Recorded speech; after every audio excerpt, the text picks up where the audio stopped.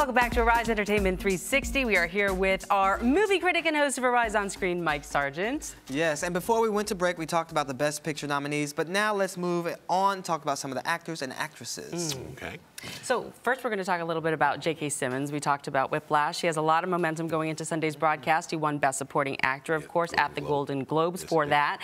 Who are the other guys in his category and how do they stack up? Well, I think, first of all, I do want to say that he is clearly the favorite, not just of me and Shannon, but I think he's the person who is the person to beat. I don't think there's anybody else in there. Ethan Hawke, and who else is in there? Do we have a list? We do. Let's see, somewhere in our brains, somewhere. I know that we have a few other guys. Anyway, Eddie Redmayne. Here's what's difficult is because Best Actor and Best Supporting Actor, I think, is what makes it a little bit confusing. And so if you're looking at some of these folks, you know who they are, but you don't necessarily remember if they are in the Best Supporting Actor or Best Actor category. But we do have Steve Carell, Bradley Cooper, Benedict Cumberbatch, Michael Keaton, and Eddie Redmayne, all in that category. That's Best Actor. Best Actor, yes. Best Actor. Okay, well, Best Actor, I definitely know those, and I think that for Best Actor, my choice would be Eddie Redmayne. Though I will say Michael Keaton is a favorite because he's never won an Oscar. And he's a very good actor, and he's reliable.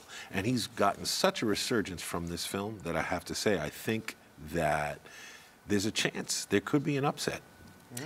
You know, we're also talking about Best Supporting Actress, and we know that Patricia Arquette is sort of the one who everybody's been talking about a lot, mainly because she didn't have any work done over the last 12 years, the movie, of course, taking 12 years to actually make.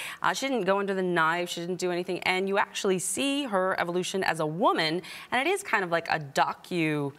Well, you know, I think you're right. I think Patricia Arquette has a very good chance, even against Meryl Streep, which is hard to do because when she's in it. But I don't think Meryl Streep, what she does in this film, Into the Woods, is Oscar-worthy.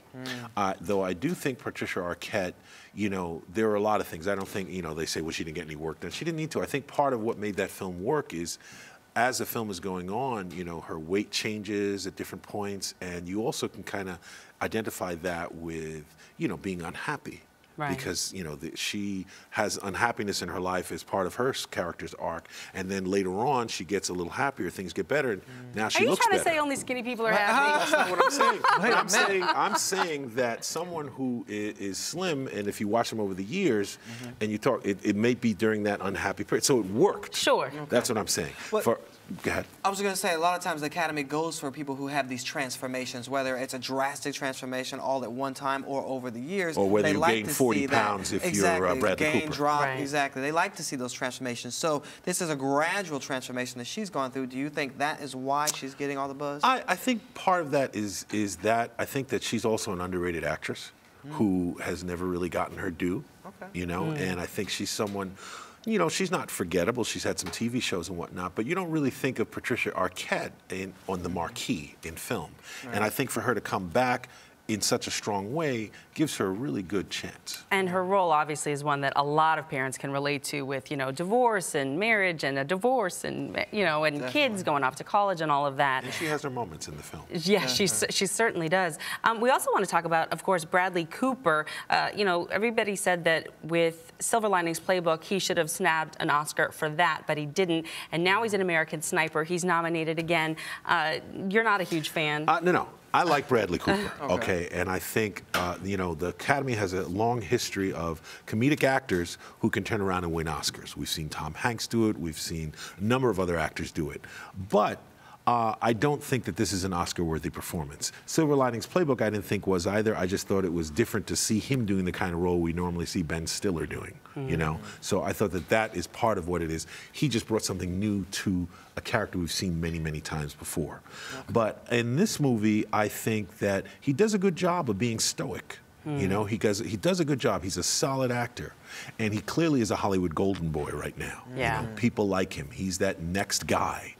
But no, next to Eddie Redmayne and some of the other people he's up against? Yeah, I agree. That's a tough category. Definitely. All right. Well, we have to talk about the big controversy again surrounding Selma, because for the second time since 1998, only white people were nominated in all 4 acting categories.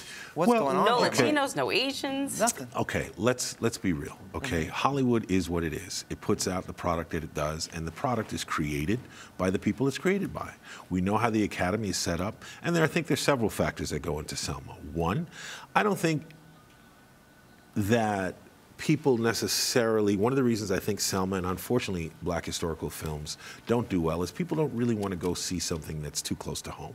Okay. They don't want to feel uncomfortable. Given that, you That's have one. Annie, you have the James Brown story, you have tons of other None of those films are that were out nominated there. either. Dear White People, a lot of They're other. not nominated. That's the problem. I'm saying Well, if you that's want what to I'm say saying. that justification of not going I'm through not justifying it. No, I'm just saying that's I'm why. just asking maybe the thinking that they're going through. There is a thinking, clearly. Right. 2, I think that clearly the DVD screeners, which is a big part of the voting, okay, people who are in the Academy, they don't go to movies. They wait for the screeners to come. So when the screeners go late, they didn't see the movie, sorry.